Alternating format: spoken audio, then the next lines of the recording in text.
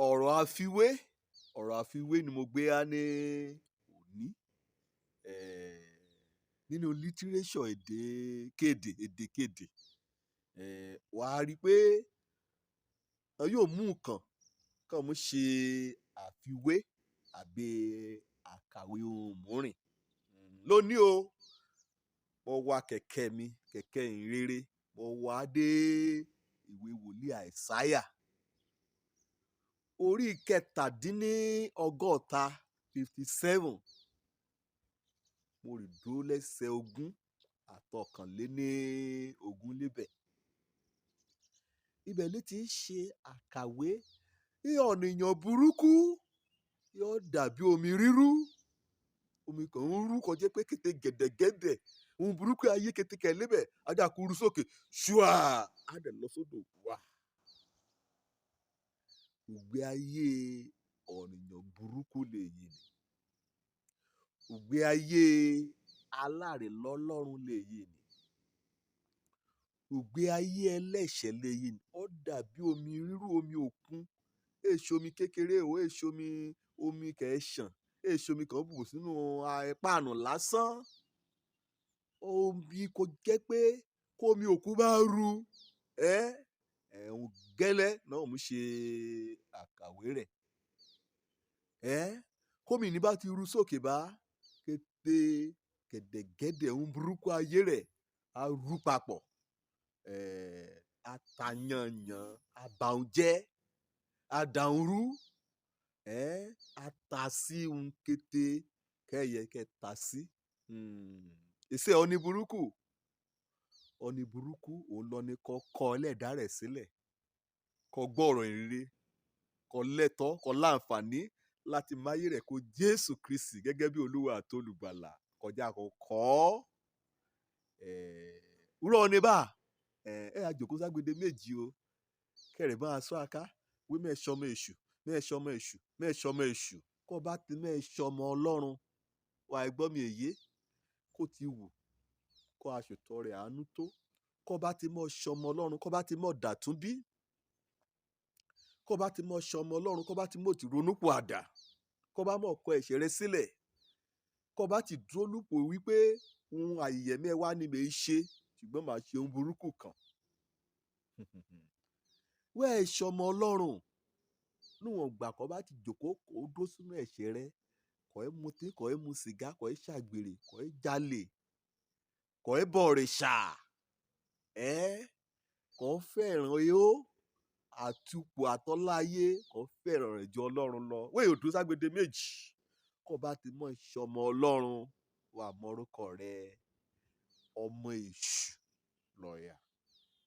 Ọ̀rẹ́ kọjá kàntàn ajẹ wí ọmọ Ọlọ́run dà ayé o ọ̀nìkan náà ṣoṣo gan àná méjì sókè. Àrí ọmọ èṣù dà àìsí líbe o bẹ́ẹ̀ ni pé eré ìparùkù ni láì ṣe. Oníbàdànmọ Ọlọ́run olójúṣe ọlépa olùgbésẹ̀ ká gbé kẹ́tìdé ọmọ Ọlọ́run. Wẹ́ẹ̀ ṣe ọmọ Ọlọ́run o ọ̀nì burúkú lọ tẹ̀ à. Bẹ́ẹ̀ ni wíwà wí ọ̀nà burúkú ó dàbí omi-rírú. Bá a ní gẹ́lẹ́ láyé rẹ̀ o yóò ṣe dáadáa wá kó ṣe sìmẹ̀sìmẹ̀ kó tọ́jú ènìyàn. Lódì kejì sí kọ́ kọ́dẹ̀ á yí padà wètọ̀ sí lè yí ni. Wí lóru wá o wẹ́ẹ̀ ní ṣàkóso òru wàá rí amòjẹ̀ wàá rí apànìyàn wàá rí fòáká ọ̀nì burúkú lọ tẹ̀ à. Èyí ní í ṣe pẹ̀lú iye wákàtí kò mú jólí ṣọ́ọ̀ṣì kọ́ kí ráyé bìlà àlùfáà yẹn ó ti tó hàn láago kò ti jóé lọ àìyé àyè lọ à. Ọ̀nì burúkú lọ à o níwọ̀n ìgbà kan bá tẹ̀ gbé nínú ẹ̀ṣẹ̀ kẹ́ẹ̀jọ nìkan mú pé ènìyàn ní ọ̀nì burúkú kẹ́ẹ̀ ò ṣe rẹ̀ kẹ́ẹ̀ ò wà sí rẹ̀ ọ̀nì burúkú ó jinlẹ̀ nínú ẹ̀ṣẹ̀. Ọ̀nì burúkú ó yọ̀ pani lára. Ọ̀nì burúkú ayé rẹ̀ èdúró sójú kan èdúró déédéé ká lo èdè ìwé èdúró déédéé.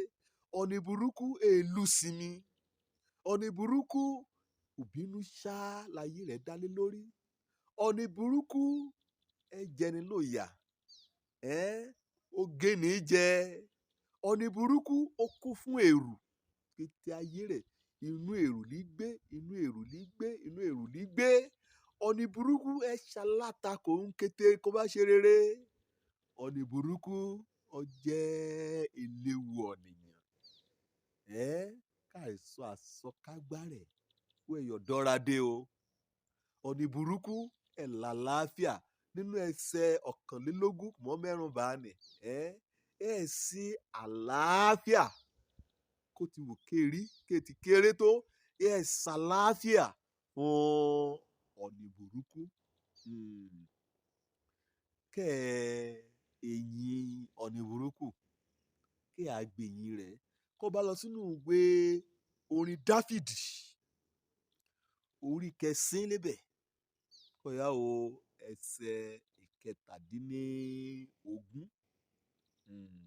Orí 9 ẹsẹ̀ 17.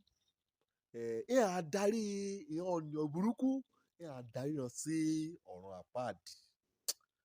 Ó dá mi lójú pé ibẹ̀ ni ẹ yẹ ọ́, èsì bí kò yẹ kó lọ, ṣùgbọ́n kó mọ̀ bá lọ síbẹ̀ a gbọ́dọ̀ yí ọ padà kó olùpọ̀ ọ̀nì burúkú sọ ní àyẹ̀ nípa ríronúpọ̀ àdá tọkàntọkàn àti nípa kíkọ̀ ẹ̀ṣẹ̀ rẹ sílẹ̀ àti nípa gbígba ikú Jésù àtàjíǹde rẹ̀ gbọ́ wí ó ti kú ó ta ẹ̀jẹ̀ rẹ̀ sílẹ̀ fún ìmúkúrò ẹ̀ṣẹ̀ rẹ. Ibi kì ọ̀nì burúkú ká parí ayé rẹ̀ sílẹ̀ yìí ni kẹ́rẹ̀ ọ̀nà àbáyọ, torí pé ẹ̀há náà bá àìṣàkéde ìgbé, àìṣàkéde òparun, torí pé Ọlọ́run fúnra rẹ̀ ẹ̀ fẹ́ òkú ọ̀nì burúkú, ẹ̀ fẹ́ òkú ẹlẹ́ṣẹ̀. Ọ̀nà àbáyọ náà ni nínú ìwé wòlíì Àìsáyà orí 65 ẹsẹ̀ 7. Ikọ̀ ọ̀nìyàn burúkú kẹ́kọ̀ọ́ ọ̀nà rẹ̀ sílẹ̀. Ọ̀nà oṣẹ́ obìnì, ọ̀rọ̀ oṣẹ́ òpanilára, òpànìyàn àti kété okọjọmọ́ ẹ̀ṣẹ̀ ìkẹ́kọ̀ọ́ sílẹ̀. Léyìí ìdìsíkọ́ kèsèyìn sí ọ̀dọ̀ Ọlọ́run. Wọn náà wọ́n mọ ibi kan gbọ́ Ọlọ́run rè sí. Bóyá ó béèrè nǹkan lọ́rẹ lórí òtítọ́ ọ̀rọ̀ ìrere, ọgbọ́n rẹ̀ ọkọ̀ sílẹ̀ ikò sèyìn sọ́dọ̀ rẹ̀ ògbẹ́lọ àárí àánú àti ojúrere Ọlọ́run wàá rí gbà lọ́dọ̀ ni kò ṣe ẹ̀dá rẹ̀. Ọ̀nì burúkú ó dàbí Omi-Rírú, káyé rẹ̀ bá lọ́jẹjọ, káyé rẹ̀ bá lójú, wàá gba Jésù lónìí. Òun lọ ní ká yí orí ọ̀nì kó bá ti burú, a yí padà sí rere. Òjó lórúkọ mi, ọmọ àbálábí tán, ọ̀nì kan gbàlà káríbi dé sílé ìjọba Ọlọ́run.